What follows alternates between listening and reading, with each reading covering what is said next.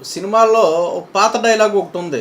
మీరేంటో మీ విధానాలేంటో నాకు ఇప్పటికీ అర్థం కావట్లేదని ఒక డైలాగ్ ఉంటుంది. ఇది కొద్ది ఫేమస్ డైలాగ్. సో ఈ డైలాగ్ ఇప్పుడు కరెక్ట్గా ఎవరికి సరిపోతుందంటే వైసీపీ పార్టీకి ఈ డైలాగ్ కరెక్ట్గా సరిపోతుంది. ఎందుకంటే ఎప్పటికీ వైసీపీ పార్టీ విధానాలేంటో, వాళ్ళ పద్ధతులేంటో, వాళ్ళ నాయకుడి వ్యవహార శైలి ఏంటో వాళ్ళ సొంత పార్టీ నేతలకే తెలియక పాపం ఉక్కిరి బిక్కిరైపోతున్న పరిస్థితి. జగన్మోహన్ రెడ్డి ఎప్పుడు ఎలాగుంటాడో వాళ్ళకే తెలియదు అని, అంటే ఖండించాల్సిన దాన్ని కూడా ఖండించకపోగా అది కూడా తమ ఖాతాలో వేసుకునే ప్రయత్నం, లేదా వాళ్ళందరూ తనకు కావాల్సిన వాళ్ళేనన్నట్టు. ఫర్ ఎగ్జాంపుల్ చిన్న విషయం, వివేకానంద రెడ్డి హత్య కేసులో ఉంది ఎవరండి? అవినాష్ రెడ్డి, ఆయన తండ్రే కదా ప్రధానంగా.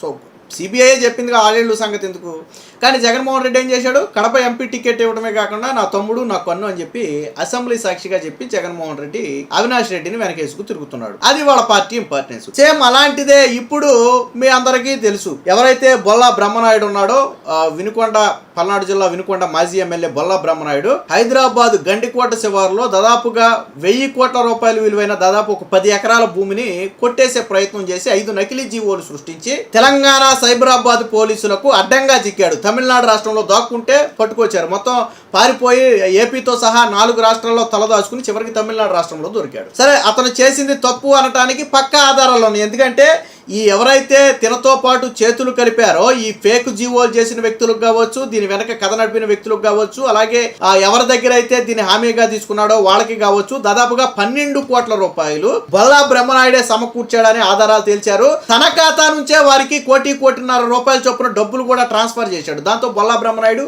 ఈజీగా దొరికిపోయాడు. బొల్లా బ్రహ్మనాయుడు ఎలా దొరికిపోయాడు అంటే తన ఖాతా నుంచే డబ్బులు ట్రాన్స్ఫర్ చేశాడు వాళ్ళకి. ఎందుకని? వాళ్ళతో ఒప్పందం కుదుర్చుకున్నాడు, ఒక్కొక్కరితో 4 కోట్లు. ఈ ఫేక్ జీవోల్స్ రాధాకృష్ణ అనే ఒక వ్యక్తి ఫేక్ జీవోలు సృష్టించి మొత్తాన్ని తయారు చేశాడు. అతనికి 4 కోట్లు. కింద ఉన్నటువంటి ఇంకొక లాయర్ తో పాటు మరి కొంతమంది వ్యక్తులు, మేనేజ్ చేసే వ్యక్తులకు ఒక 4 కోట్లు.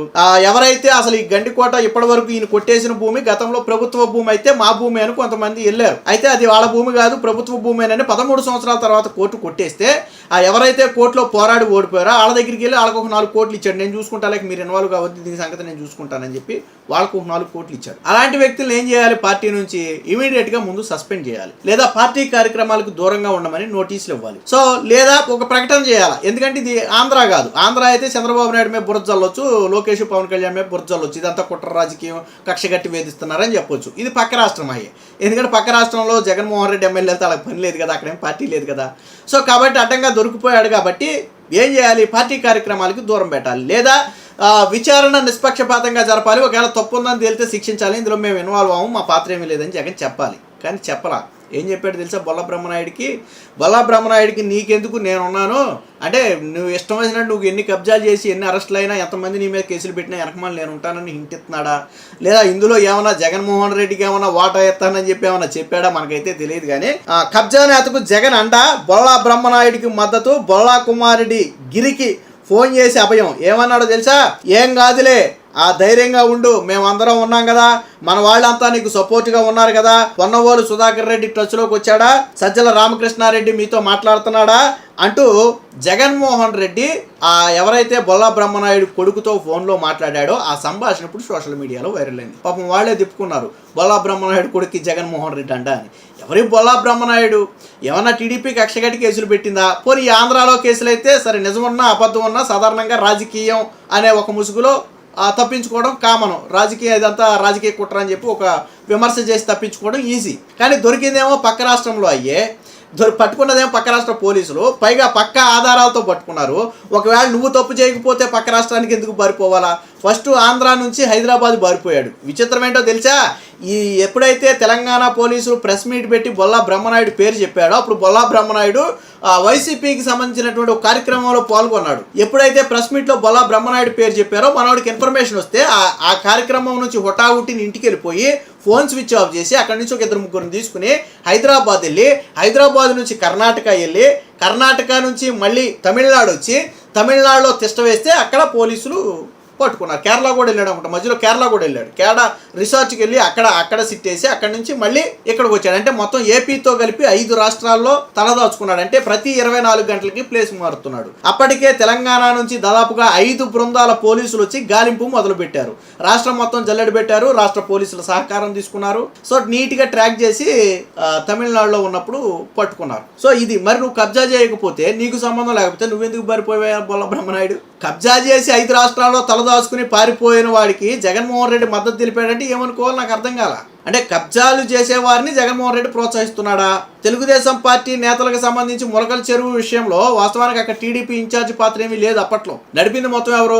జోగి రమేష్ తన అనుచరుడు మొత్తం నడిపారు కథ అంతా. సరే, తర్వాత ఇందులో ఎవరెవరు ఇరుక్కున్నారో మీ అందరికీ తెలుసు. అయినా కానీ చంద్రబాబు గారు విమర్శ వచ్చిన వెంటనే అది నిజమో కాదో కూడా తెలియక ముందే ఇన్ఛార్జ్ పదవి నుంచి తొలగించడంతో పాటు పోలీసులకు కఠిన చర్యలు తీసుకోవాలని ఆదేశాలు ఇచ్చారు. అది టీడీపీ ఆయన పవర్లో ఉండి చేయాల్సింది. వాస్తవానికి ఆయన కాపాడాలంటే కాపాడుకోవచ్చు. చివరికి దొరికింది ఎవరు? జోగి రమేష్ దొరికాడు. జోగి రమేష్ పాత్ర ఉంది. పోలీసులు జోగి రమేష్ పాత్ర తెలిచారు. కానీ ఇక్కడ జగన్మోహన్ రెడ్డి మాత్రం కబ్జాలు చేసి అడ్డంగా దొరికిపోయినా సరే మీకు అండగా నేనుంటాను, వాళ్ళ కుటుంబానికి ఫోన్ చేసి అండగా నేనుంటాను అంటే ఇది ఎలా ఉందంటే ఈ బొల్లా బ్రహ్మనాయుడికే కాదు మిగతా నేతలకు కూడా ఏమనిపిద్దంటే ఓకే మనం ఏదైనా చేయొచ్చు, జగన్మోహన్ రెడ్డి చూసుకుంటాడు, ఆ కబ్జాలు చేసినోడికి అండిస్తే మనకు అండగా ఉండడా, ఆ బాబాయిని చంపేసినోడికి అండగా ఉంటే మనకు అండగా ఉండడా, వాళ్ళ ఫీలింగ్ ఇలాగే ఉంది. కానీ పాపం అంటే వైసీపీలో కూడా ఎవడైనా సరే అదేంటి తప్పును తప్పు అనాలి కదా, వీళ్ళేంటి ఒప్పు అంటున్నారు అని ఆలోచించే మనస్తత్వం ఉన్నవాడు ఎవడైనా ఉంటే పాపం వాళ్ళకి బాధ కలుగుద్ది. కొంతమంది అలాగే బాధపడుతున్నారు. బొల్లా బ్రహ్మనాయుడు చేసింది ఏదో పని, పక్క రాష్ట్రంలో ఆధారాలతో అడ్డంగా దొరికిపోయాడు, అలాంటి వాడు పార్టీలో ఉంటే మనకే బొక్క, ఆ పల్నాడు వినుకొండ నియోజకవర్గంలో దీన్ని రాజకీయంగా వాడుకుంటున్నారు, అలాంటి వాడిని జగన్మోహన్ రెడ్డి పార్టీ కార్యక్రమాలకు దూరం పెడుతున్నామని చెప్పకుండా నేను అండగా ఉంటానని చెప్పి చెప్తున్నాడు. దీన్ని చూసి ఇంకో 10 మంది రెచ్చిపోతే ఏం చేయాలి? పైగా వీళ్ళకి న్యాయ సహాయం అంటే హైదరాబాద్ శివార్లో 1000 కోట్లు కొట్టేసే స్కెచ్ చేసి 5 నకిలీ జీవోలు, చాలా సీరియస్ ఇష్యూ ఇది. నకిలీ జీవోలు సృష్టించడం అనేది చాలా సీరియస్ ఇష్యూ. నకిలీ జీవోలు సృష్టించి అడ్డంగా పోలీసులకు దొరికిపోయినటువంటి బొల్లా బ్రహ్మనాయుడికి జగన్మోహన్ రెడ్డి లాయర్ అయినటువంటి పొన్నవోలు సుధాకర్ రెడ్డిని న్యాయ సహాయం కోసం పంపుతున్నాడు అంటే ఎంత నీచానికి ఒడిగట్టారో చూడండి. వీళ్ళు చేసింది ఏదో పని అయితే ఆ ఏదో పని నుంచి కాపాడటానికి జగన్ లాయర్లనే పంపుతున్నాడు. పొన్నవోలు సుధాకర్ రెడ్డి మీకు టచ్ లో ఉన్నాడా అంటే ఏంటి అర్థం? పొన్నవోలు సుధాకర్ రెడ్డి మీతో మాట్లాడుతున్నాడా, లీగల్ గా హెల్ప్ చేస్తున్నాడానే కదా. సజ్జల రామకృష్ణారెడ్డి నీతో మాట్లాడుతున్నాడు అంటే ఏంటి? మీకు ఏదో సలహాలు ఇచ్చి మిమ్మల్ని ఎప్పటికప్పుడు అలర్ట్ చేసి తప్పించుకునే ప్రయత్నానికి సహకరిస్తాడనే కదా. మరి ఇదా జగన్మోహన్ రెడ్డి విధానం? అడ్డంగా దొరికిపోయి పక్క రాష్ట్రంలో అడ్డంగా దొరికిపోతే నువ్వేం చేయాలా? పార్టీలో ముందు పార్టీ నుంచి పార్టీ కార్యక్రమాలకు దూరం పెట్టాలా, విచారణ ముగిసే వరకు పార్టీకి అతనికి సంబంధం లేదని చెప్పాలా. టీడీపీ ఒక నేత మీద డ్రగ్స్ ఆరోపణలు వస్తే ఏం చేశారు? పార్టీ కార్యక్రమాలకు దూరంగా పెట్టారు, తేలే వరకు దూరంగా ఉండమని. మరి అలాంటిది నువ్వు బొల్లా బ్రహ్మనాయుడికి ఈ రోజు నేను అండగా ఉన్నానని చెప్పేవంటే నాకేం అర్థం కాల. ఫోర్జరీ డాక్యుమెంట్లతో రికార్డులు సృష్టించి హైదరాబాద్ గంటిపేట వద్ద ఏకంగా 1000 కోట్ల ప్రభుత్వ భూమిని కబ్జా చేసిన కేసులో అరెస్ట్ అయిన వైసీపీ మాజీ ఎమ్మెల్యే బొల్లా బ్రహ్మనాయుడికి ఆ పార్టీ అధ్యక్షుడు జగన్మోహన్ రెడ్డి అండగా నిలిచాడు.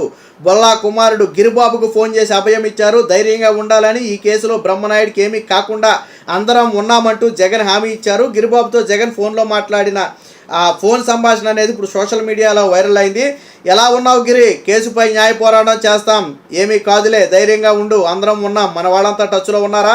సజ్జల రామకృష్ణారెడ్డి మాట్లాడా? పొన్నవోలు సుధాకర్ రెడ్డి టచ్లోకి వచ్చాడా?